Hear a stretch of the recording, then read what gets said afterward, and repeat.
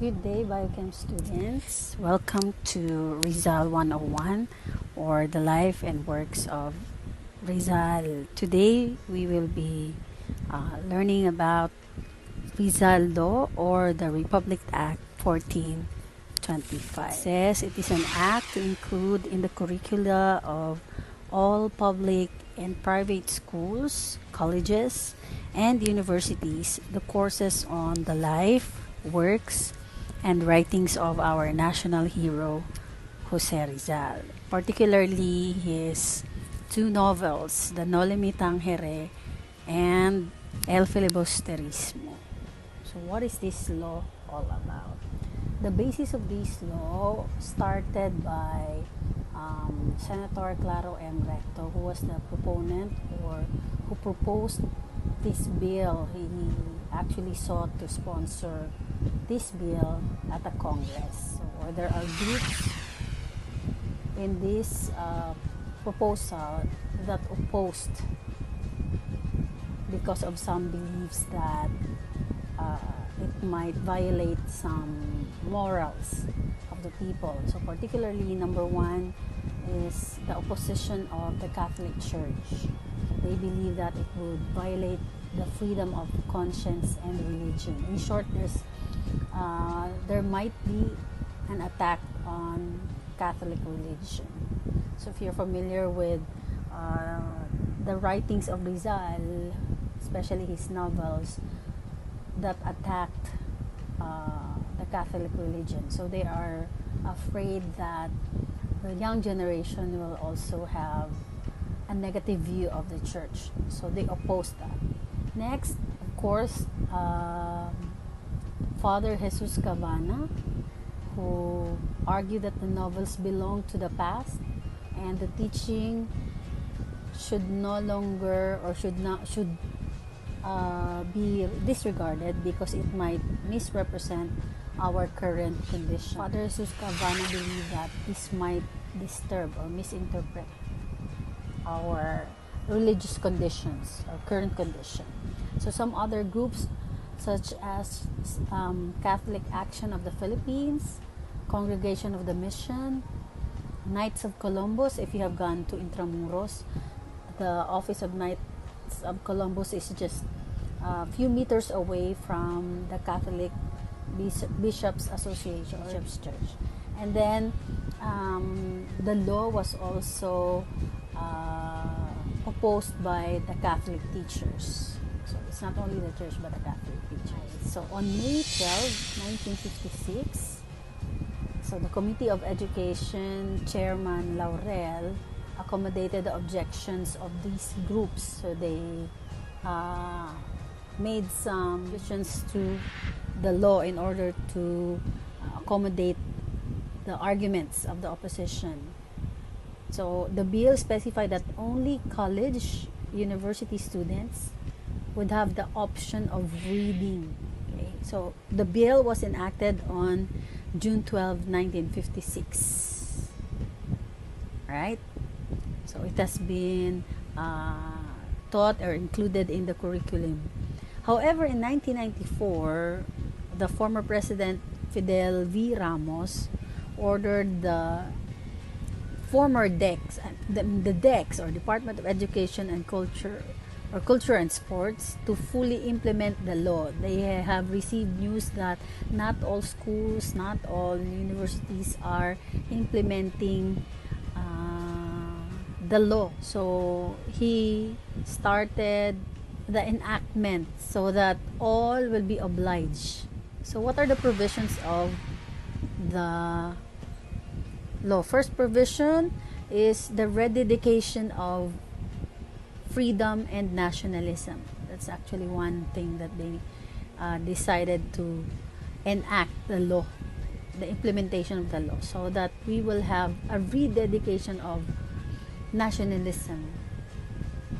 And then next provision is the shaping of, or how heroes shape our national character. Next provision is making the two novels, El Fili and Noli Me Tangere, as inspiration for constant inspiration for the youth.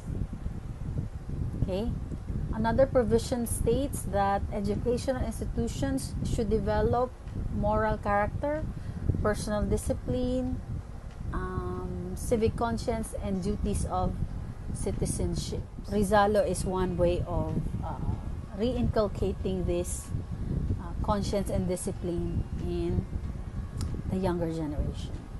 Now, Section 1 of this Republic Act 1425 includes the inclusion of the curriculum in public and private schools or private colleges and university.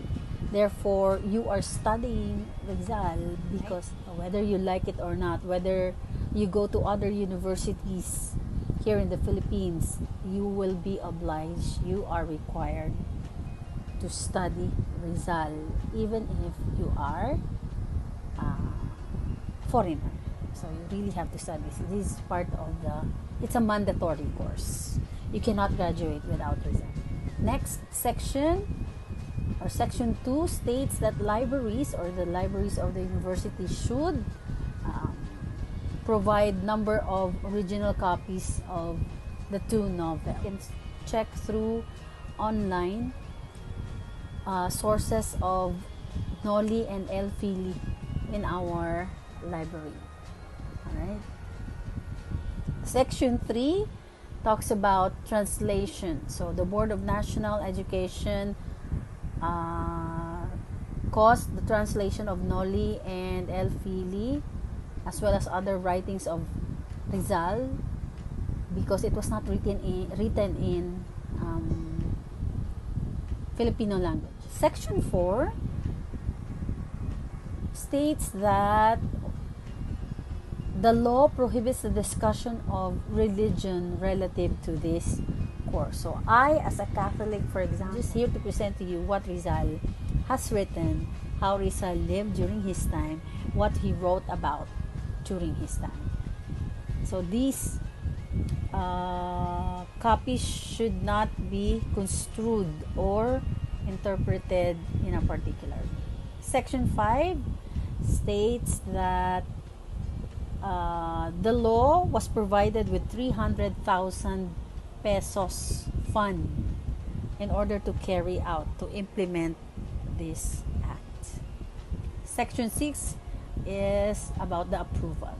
Okay, so those are the provisions of the Rizal Law or Republic Act 1425. So in summary, what does the law talks about? So number 1, again, the library should have enough books and references as regards the lives and works of Rizal, especially his two novels.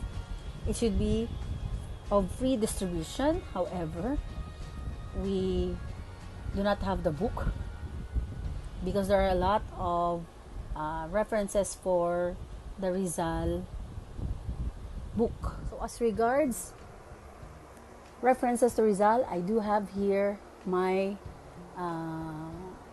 main reference of the Rizal's life. And then curriculum inclusions, giving value to Rizal's works, using Rizal's ideas to as guide to our daily life, and then as Rizal as model of the good Filipino people. So how do we use Rizal's life as a guide to our daily life? So we should have life of integrity and dignity, love and concern for others, value for family, because Rizal valued his family very much, especially his parents, his brother. And then nationalism, serve and work for our own country.